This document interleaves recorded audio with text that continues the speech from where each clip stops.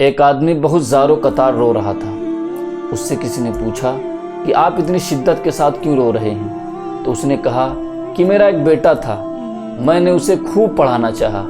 اس نے میٹرک کی، انٹر کیا، بی ٹیک کیا، ایم ٹیک تک پڑھا، یہاں تک کہ میں نے اسے پڑھانے کے لیے فارن بھیجا۔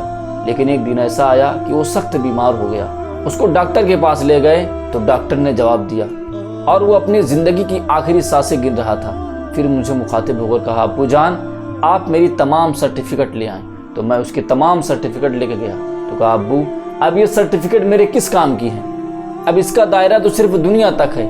آپ نے مجھے قرآن نہیں پڑھایا، آپ نے مجھے نماز پڑھنا نہیں سکھایا، اب میں اللہ کو کیسے منہ دکھاؤں گا؟ میں اللہ کو کیا منہ دکھاؤں گا؟ اس میں کوئی عیب نہیں ہے کہ آپ اپنے اولاد کو انٹر پڑھائیں، ڈاکٹر بنائیں، انجینئر بنائیں، چاہے جس پوزیشن پر لے جا کر کھڑے کر دیں۔ اور ضروری بھی ہے کہ دنیا میں بھی وہ بندہ آپ کا بیٹا عزت دار رہے، لیکن دین بھی اسے کم سے کم اتنا سکھائیے کہ وہ نماز پڑھ سکے، اتنا تو اس کے ساتھ محنت کریے کہ وہ قرآن مجید اللہ کا کلام صحیح سے پڑھ سکے، وہ جان سکے کہ زکوٰۃ دینا ہم پر فرض ہے یا کب فرض ہے، وہ جان سکے کہ ہم کس حالت میں پاک ہوتے ہیں، کس حالت میں ناپاک ہوتے ہیں، اسے طہارت کے مسائل بھی معلوم ہونی چاہیے۔ ورنہ ایک وقت آئے گا کہ اس کے پاس سرٹیفکیٹ دھری کی دھری رہ جائیں گی اور وہ دنیا میں اس حالت سے جائے گا کہ اس کی زبان پر قاعدے سے اور طریقے پر کلمہ بھی جاری نہ ہوگا۔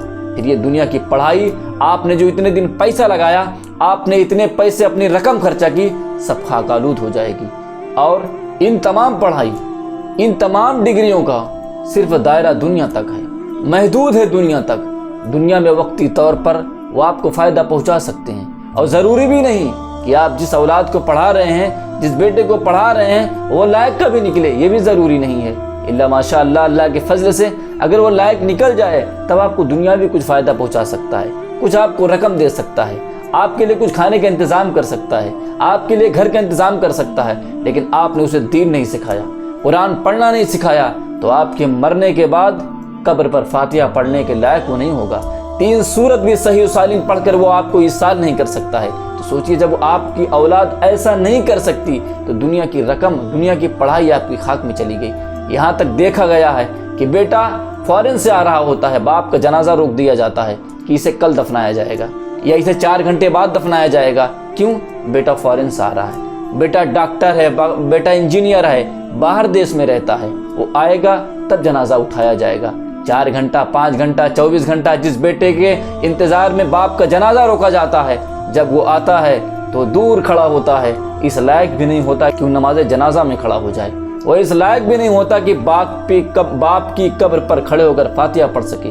آپ سوچئے، جس بیٹے کے لیے آپ نے اپنی دنیا کی، اپنی زندگی کی تمام رقم، تمام دولتیں، تمام کمائیں صرف کر دی، اس بیٹے کو دین نہ سکھا کر آپ نے اتنی بڑی غلطی کر دی کہ وہ باہر سے آیا ضرور آپ کے جنازہ میں شرکت کرنے کے لیے، لیکن اس قابل آپ نے اسے نہ بنایا تھا کہ وہ نماز جنازہ میں کھڑا ہو سکے۔